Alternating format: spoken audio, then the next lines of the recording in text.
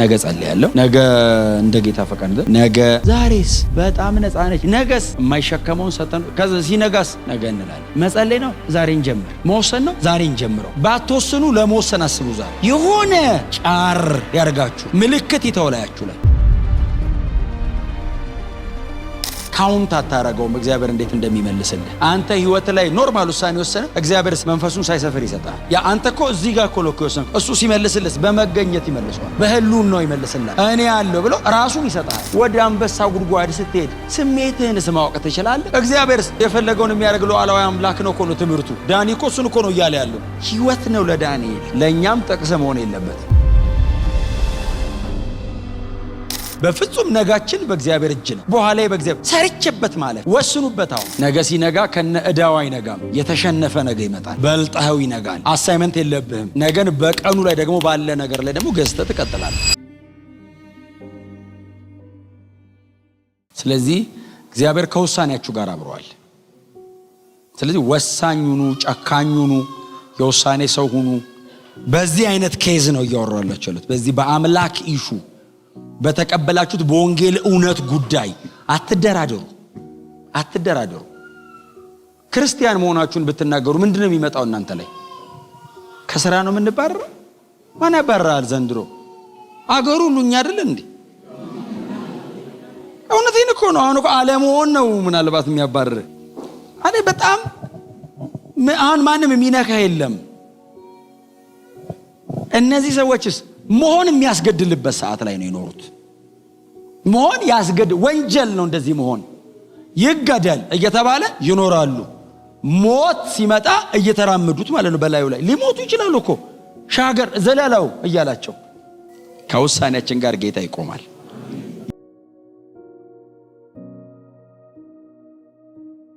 የኛ ድርሻ ምንድን ነው? መወሰን በህይወታችሁ ላይ የሚቀጥለውን መለኮታዊ የሆነ እግዚአብሔር ኃይል በተለየ መንገድ ለማየት መጸለይ ብቻ ሳይሆን ጸልያችሁ መወሰን። ይጸልያሉ ልጆቹ፣ ቀጥሎስ ይወስናሉ። ጸልየው እግዚአብሔር ወደዚህ እቶነ እሳት እንዳይጠሩኝ አይደለም የሚሉት፣ እድነናል። ይጸልያሉ፣ ያውቁታል። ቀጥሎስ ውሳኔ ያለ ህይወታቸው ላይ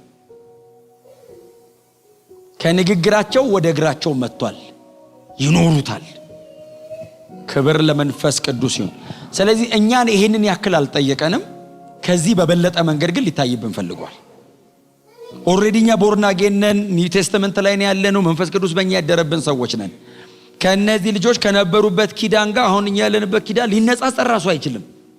በሞት በተባለ ኪዳን፣ ለጊዜው በሆነ ሞግዚት በተባለ ኪዳን፣ ከጊዜ በኋላ የሚጠፋ በተባለ በቀደመው ኪዳን ይሄ ሁሉ ክብር ከተገለጠ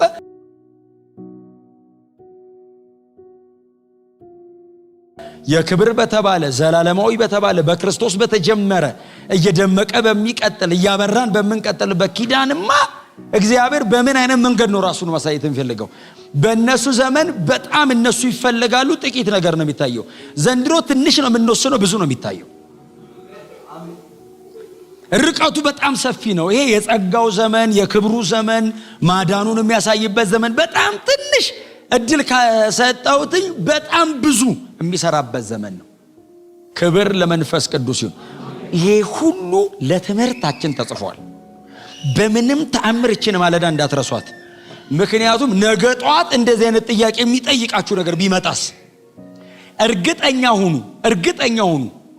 ትሰግዳለህ አትሰግድም ብሎ ሲመጣ አልሰግድም ካልክ ቀጥሎ ያለውም ያንተ ህይወት ነው።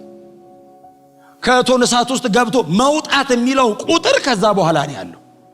ከእቶነ እሳት ውስጥ ወጥቶ ታሪክ መስራት መፈለግ፣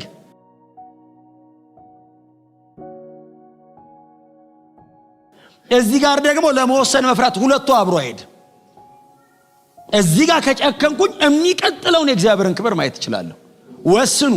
ምንድነው ጥላሁንን የጠየቀው? መጸለይ ነው የጠየቀኝ፣ መጸለይ ነው። ምንድነው ጥላሁንን የጠየቀው? ጊዜውን መስጠት ነው። ጊዜ መስጠት ከቃሉ ጋር ጊዜ መውሰድ ነው። አንዳንድ ነገሮች ላይ በጣም ጠንከር ያለ ውሳኔ መወሰን ነው። ህይወት ነው። ይሄ ህይወት ነው። ኖርማሊ የጥቂት ደቂቃና ሰዓታት ፕሮግራም አይደለም። እየተገናኘን ሰላም ተባብለን ቻው የምንባባለው አይደለም። ክርስትና ህይወት ነው። ህይወትስ የሚኖር ነው። ክብር ለኢየሱስ ይሁን። እንደዚህ አይነት ታሪክ መጽሐፍ ቅዱሳችን ውስጥ ጥቅጥቅ ያለ ነው። አዲስ ኪዳን ብንገባ መውጫ ላናገኝ እንችላለን። ጴጥሮስ፣ ጳውሎስ፣ ዮሐንስ እያልን እነዚህ ሰዎች ሲጻፍ ዝም ብላችሁ እያቸው እስቲ እነሱ ሲራመዱት ከላይ ላይ እኮ ስጋ ነው ተቆርሶ የሚወድቀው ስትራመደው።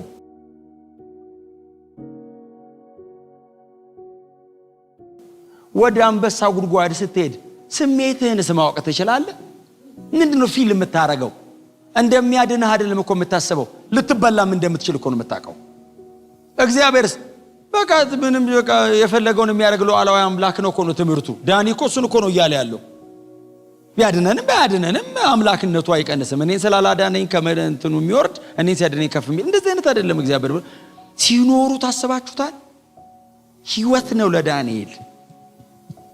ለኛም ጥቅስ መሆን የለበት፣ ለኔም የተጻፈ ታሪክ መሆን የለበትም።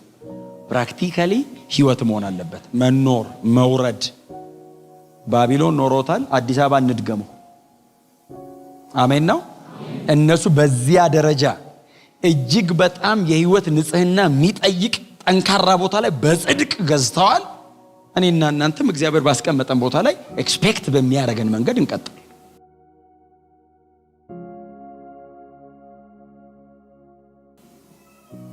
ክብር ለኢየሱስ ይሁን። በፍጹም አጠገባችሁ ላለው ሰው ጎናችሁ ላለው ሰው አይደለም ተጠሪነታችሁ፣ ለመለኮት ነው፣ ወደ ላይ ነው የሚጠይቅ። እናንተ አጠይቁኝም እኮ ነኝ፣ እግዚአብሔር እኮ ነው የሚጠይቀኝ። ነኝ ኖርሃል አልኖርክም ዙፋኑ ፊት አቆሞ የሚጠይቀኝ እኮ እግዚአብሔር ነው። ሰውን ማንም ምንም ሊያደርግ ይችላል። ፕሪቴንድ እኮ ላደርግ እኮ ይችላል። እኔ እኮ እግዚአብሔር ፊት ስትቀርብስ ሊሸልምህም ሊጠይቅህም እሱ ይችላል። ክርስትና ህይወት ነው። በጣም በትህትና አጠገባቸው ያለው ሰው ክርስትና ህይወት ነው ኑረው በሉት። አዎ አዎ አዎ። ክብሯን ፈልገን ውሳኔዋን ደግሞ ፈርተን አይሆንም። ስለዚህ እዚህ ቁጥር 10 ምናምን 16 አካባቢ ያለችውን ውሳኔ ስንወስን ቁጥር 20ዎች ውስጥ ያለውን ከቶኑ ሰዓት በላይ አብሯቸው ተገለጠ የሚለውም የኛ ነው። ለሚቀጥለው ትውልድ ለልጆቻችሁ፣ ለሚቀጥለው ትውልዳችሁ እግዚአብሔርን ማጨባበጥና ማውረስ መስጠት የምትፈልጉ ከሆነ እንደነዚህ አይነት ውሳኔዎችን ነገ ብላችሁ አታሳድሯቸው።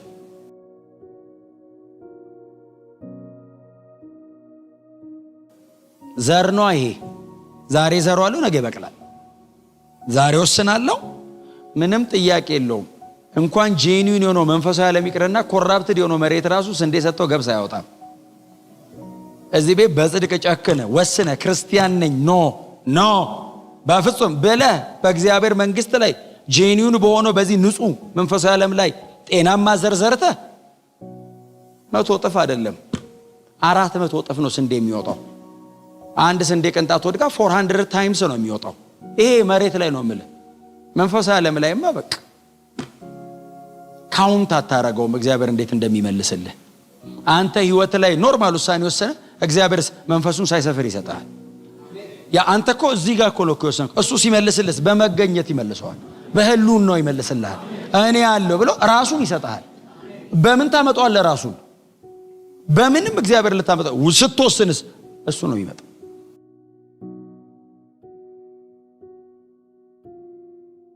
እነዚህ ልጆች እኮ ከእሳት ማውጣቱ እኛ የምናየውና በጣም የምንደነቅበት አጠገባቸው መቆሙስ ከሱ የሚበልጥ ምን አለ? አጠገባቸው ስለቆም አይደል እሳቱ ያልቻላቸው። መገኘቱ አይበልጥም? እንወስና። አሜን ነው። በፍጹም አታሳድሩ። የኛ ሀገር ነገ በጣም ቢዚ ነው። ነገ ጌታ የተናገረኝ ነገ ይሆናል። ነገ ጸልያለሁ። ነገ እንደ ጌታ ፈቃድ ነገ ዛሬስ በጣም ነፃ ነች። ነገስ የማይሸከመውን ሰጠን። ከዛ ሲነጋስ ነገ እንላለን። መጸለይ ነው ዛሬ እንጀምር። መወሰን ነው ዛሬ እንጀምረው። ባትወስኑ ለመወሰን አስቡ። ዛሬ የሆነ ጫር ያርጋችሁ ምልክት ይተውላያችሁ ላይ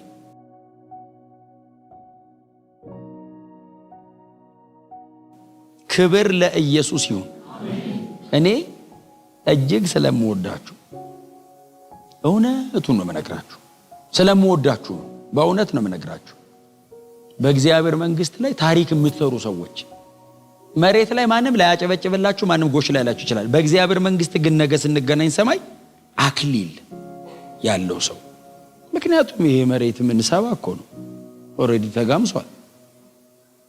አሁን ምን ዝም ብሎ እኮ ሄደ 30 ምናምን ነው እንደ ሄደ ሳታውቁት ብንንስትል 35 ሄዷል። ብንንስትል 70 ሆኗል። ብንንስትል በጌታ አቀፍነ 3 ነው የምትባነ መሀል ላይ መጨረሻ ላይ ነው በጌታ ያገኝ። ሰምታችሁኛል? ይሄንን እድሜ ምን እንደሚለው ተቃላሽ መጽሐፍ ቅዱስ ኖረ ሞት አይደለም የሚለው እንፋሎት ምኑን ታየዋለህ? የእንትኑ አፍጋ እኮ ነው መታየው እንፋሎት።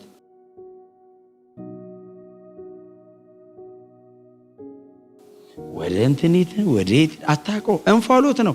ከዛ ጴጥሮስ መጣ ጤዛ እንዴ መጣያኛው ደግሞ ጥላ አሳንሰው የላችሁም ሊሉን ሲሉ ነው ካናናይዝ የተደረገው መጽሐፉ። ምን ኑሮ ነው ሊሉን ሲሉ መጽሐፍ ቅዱስ ብቻ እውነተኛ መጽሐፍ ነው። ጥላ ነው ካለ ጥላ ነው፣ ልክ ነው። እንፋሎት ነው ካለ መቀለጃ የለውም ማለት ነው። በዚች ብን በምትልቀ ይሄ ዛሬ እኮ ነው። እኛ ዛሬ ማታ ጌታ ይምጣ፣ ዛሬ ማታ እኛ እንሂድ። በፍጹም ነጋችን በእግዚአብሔር እጅ ነው። በኋላ በእግዚአብሔር ሰርቼበት ማለፍ ወስኑበት። አሁን እሑድ ከሰዓት ነው፣ ወስኑበት። የሥራ ቀን አድርጉት። የረፍት ቀን እንደሆነ አውቃለሁ። የረፍት ቀኑ ያው ኖርማሊ እንደ ህዝብ ተስማምተን ስለወሰንና እግዚአብሔር ያው ሰንበት ነው ስላለን ነው እንጂ ስሩበት። ኢየሱስ ሰርቶበታል።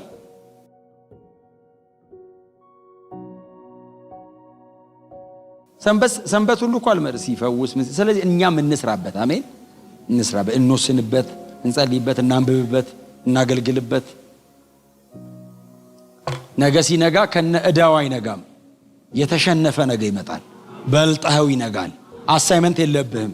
ነገን በቀኑ ላይ ደግሞ ባለ ነገር ላይ ደግሞ ገዝተህ ትቀጥላለህ። ክብር ለኢየሱስ ይሁን። እነዚህ ልጆች ዕዳ ይዘው አልሞቱ፣ ጨርሰው ነው የሞቱት። አምላክ ሰው ሀገር ገብተው አምላክ አስቀይረው ሰው ሀገር ገብተው ገዢ ሆነው ነው የሞቱት። በፍጹም እንድች እንኳን እነሱ ሊጸጸቱ እኛ እንኮራባቸዋለን። ይኸውልህ የዕብራውያን አምላክ ይኸውልህ የኔ አምላክ የምንለው እኮ በእነሱ እኮ ነው። ለእነሱ ለእኛ ተርፈዋል።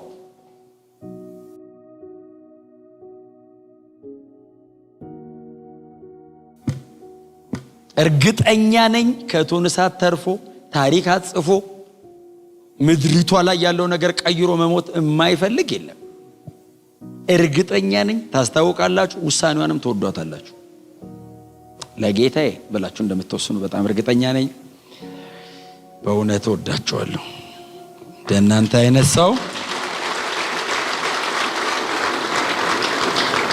ስለዚህ ከዘላለም ጥፋት፣ ከዘላለም ውድቀት፣ ከዘላለም ሞት፣ ከዘላለም እሳት የሚያድነን ጌታ ኢየሱስ ክርስቶስ ብቻ ነው። የእነዚህ 3 ወጣቶች ከእሳት መዳን ጥላ ነው። ይሄ ሁሉ ተአምር ጥላ ነው። ዋናው ጉዳይ እዚህ ጋር ተሻግሮ የመጣው ነው። በክርስቶስ ኢየሱስ ካልሆነ በቀር ምንም ሊያድን አይችልም። ናቡከደነጾር ንጉሥ ስለሆነ እሳት ውስጥ መግባት አይችልም፣ ይነዳል። ወርዋሪዎቹ በጣም ኃይለኛ ስለሆኑ አይተርፉም፣ ይነዳሉ።